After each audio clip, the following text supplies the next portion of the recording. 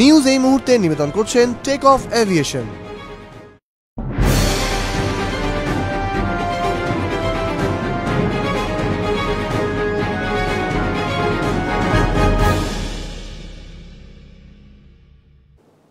নমস্কার, আরোহী নিউজে আপনাদের স্বাগত জানাই। নিউজ এই মুহূর্তে নিয়ে আপনাদের সঙ্গে আমি সৌরভ। আর শুরুতেই যে খবরের দিকে নজর রাখবো, ঘূর্ণিঝড় বুরেভির জেরে প্রবল বৃষ্টিপাত শুরু হয়েছে তামিলনাড়ুর চেন্নাইয়ে।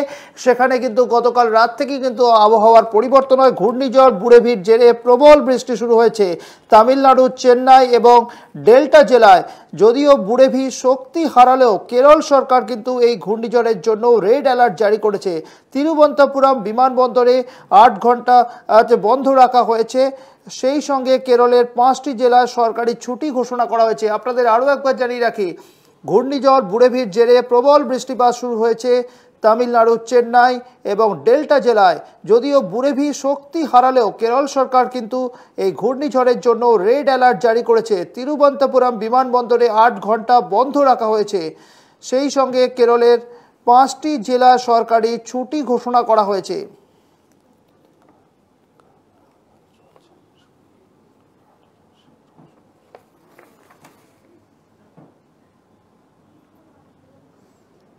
করোনা ভ্যাকসিন নিয়ে প্রধানমন্ত্রী নরেন্দ্র মোদীর সর্বদলীয় বৈঠক, আর সেই সর্বদলীয় বৈঠক ইতিমধ্যেই শুরু হয়েছে এবং বৈঠকের নিয়ে প্রধানমন্ত্রী নরেন্দ্র মোদী জানিয়েছেন 3টি টিকার ট্রায়াল চলছে, খুব শীঘ্রই ভ্যাকসিন আসতে চলেছে। আপনাদের আরও একবার জানিয়ে রাখি, প্রধানমন্ত্রী নরেন্দ্র মোদীর সর্বদল বৈঠক, করোনা ভ্যাকসিনের টিকাকরণ নিয়ে এই বৈঠক, এবং সেই প্রসঙ্গে প্রধানমন্ত্রী জানিয়েছেন 3টি টিকা ট্রায়াল চলছে, খুব শীঘ্রই টিকাকরণ শুরু হবে। কারা কারা টিকা পাবে সেটা কেন্দ্র রাজ্য আলোচনার মাধ্যমে স্থির করা হবে। ভ্যাকসিনের জন্য বেশি দিন অপেক্ষা করতে হবে না, এমনটাই কিন্তু প্রধানমন্ত্রী জানিয়েছেন। আমরা জানি এর আগেও বিভিন্ন রাজ্যের মুখ্যমন্ত্রীদের সঙ্গে প্রধানমন্ত্রী নরেন্দ্র মোদী ভার্চুয়ালি বৈঠক করেছিলেন এবং সেই বৈঠকের পর গত 24শে নভেম্বর সেই বৈঠক হয়েছিল। যদিও বৈঠকের পর একাধিক মুখ্যমন্ত্রী অভিযোগ করেছিলেন টিকা কবে দেশবাসীকে দেওয়া হবে, কিভাবে দেওয়া হবে সে প্রশ্নে স্বচ্ছ ধারণা পাওয়া যায়নি। সেদিনের বৈঠকে তার কয়েকদিন পরেই দেশের একাধিক প্রতিষেধক গবেষণা কেন্দ্র ঘুরে দেখেন প্রধানমন্ত্রী। অনুমান করা হচ্ছিল দেশবাসীকে টিকাকরণের প্রশ্নে সঠিক দিশা দেখাবেন। শেষ পর্যন্ত সেই রকমই একটা ইঙ্গিত আজ প্রধানমন্ত্রী দিলেন। তিনি জানান 3টি টিকা ট্রায়াল চলছে, খুব শীঘ্রই টিকাকরণ শুরু হবে। কারা প্রথম টিকা পাবেন সেটা কেন্দ্র রাজ্য বৈঠকের মাধ্যমে সিদ্ধান্ত হবে। ভ্যাকসিনের জন্য খুব বেশি দিন অপেক্ষা করতে হবে না।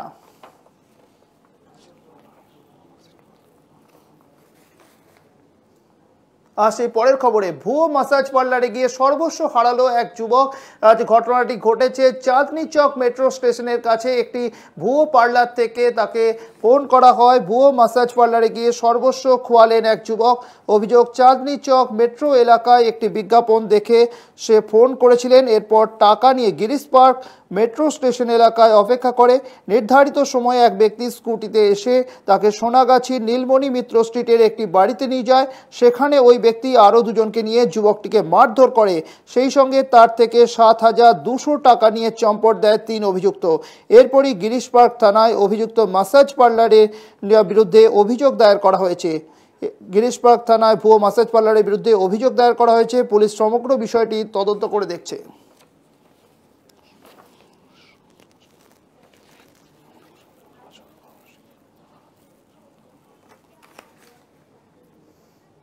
দুয়ারে সরকার কর্মসূচিকে ঘিরে তৃণমূলে গোষ্ঠী দ্বন্দ্ব প্রকাশ্যে এলো। বর্ধমানে খালাসির ঘটনা বলে জানা যাচ্ছে। দুয়ারে সরকার কর্মসূচিকে কেন্দ্র করে তৃণমূলের গোষ্ঠী দ্বন্দ্ব প্রকাশ্যে।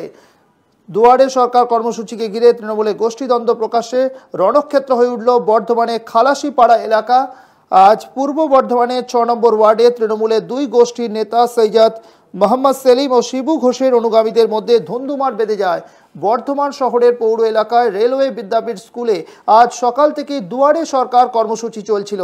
এলাকার প্রাক্তন কাউন্সিলর সৈয়দ মোহাম্মদ সেলিম নাকি এলাকার আরেক তৃণমূল নেতা শিবু ঘোষের অনুগামীরা থাকবেন, কে থাকবেন সেই নিয়ে বচসা সূত্রপাত।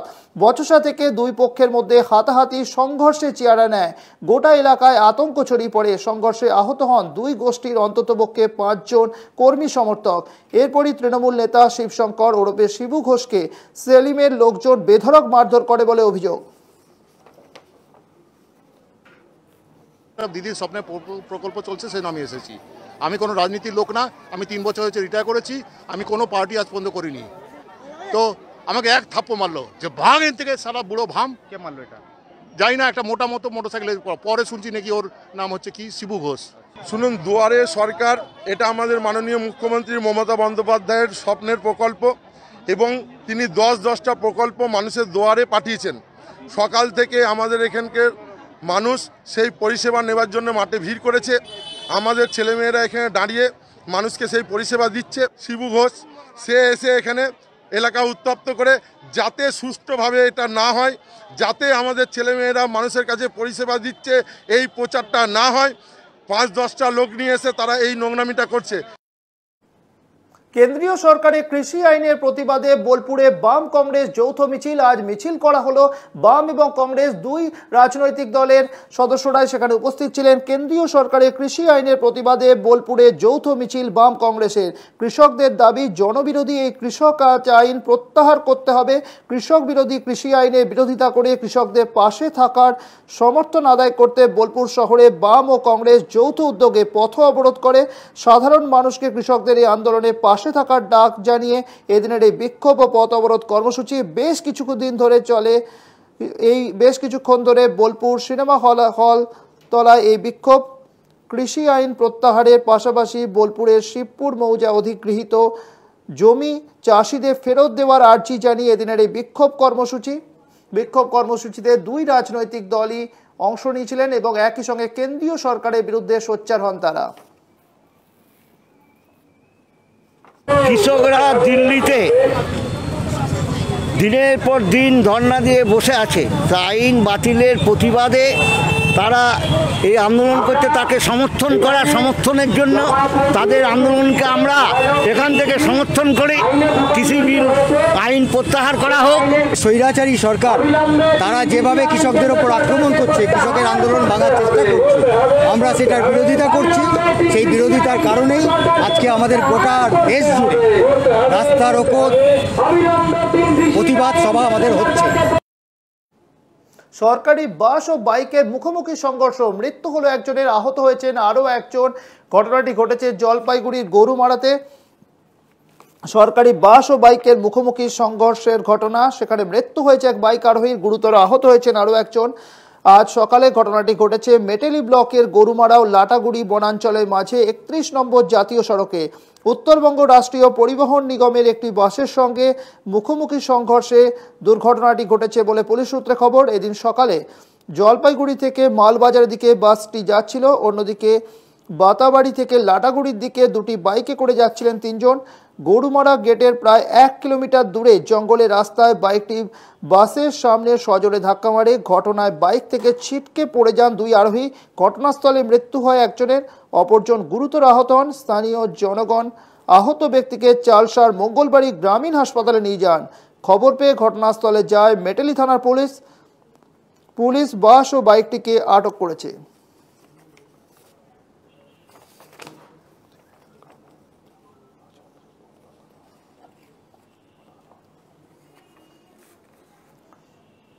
করোনা অতিমারির কারণে এবারে যে উত্তরবঙ্গের প্রসিদ্ধ বল্লা কালী পুজোতেও সেখানে কিন্তু কাটছাট করা হচ্ছে, সেই রকমভাবে আড়ম্বর এবছর দেখা যাচ্ছে না।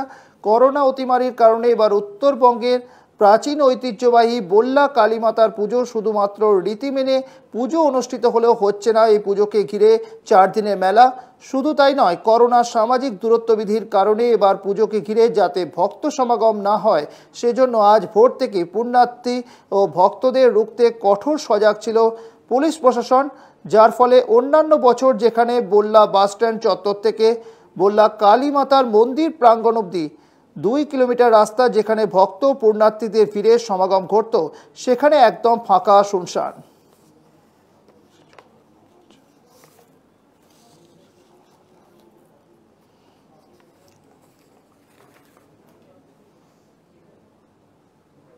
চোখ রাখবো খেলার খবরে। ওয়ানডে সিরিজে শেষ ম্যাচে জিতে সম্মান রক্ষা করেছে বিরাট বাহিনী। কিছুটা হলেও তারা কিন্তু সম্মান রক্ষা করতে পেরেছে পরপর 2 ম্যাচ হারের পরে শেষ ম্যাচ জিতে। এবারে টি20 লড়াই শুরু হচ্ছে। আজ থেকে শুরু হচ্ছে ইন্ডিয়া অস্ট্রেলিয়া টি20 মহারণ।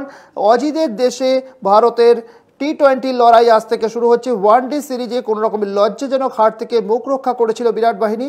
টি-20 সিরিজে অস্ট্রেলিয়াকে হারাতে বদ্ধপরিকর কোহলি অ্যান্ড কোম্পানি। যদিও অন্যদিকে অস্ট্রেলিয়া শিবির অনেকটা হলেও চোট আঘাত নিয়ে চিন্তায় রয়েছে। এই দিক থেকে অ্যাডভান্টেজে রয়েছে বিরাট বাহিনী। ফলে বিশেষজ্ঞদের মতে এই সিরিজে টিম ইন্ডিয়া অনেকটাই শক্তিশালী। তবে দেখার যে শেষ হাসি কার হাসতে পারে।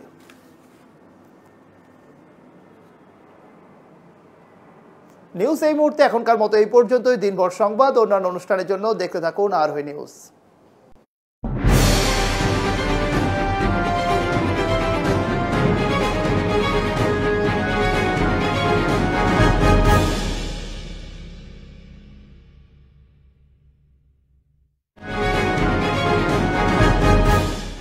নিউজ এই মুহূর্তে নিবেদন করলেন টেক অফ এভিয়েশন।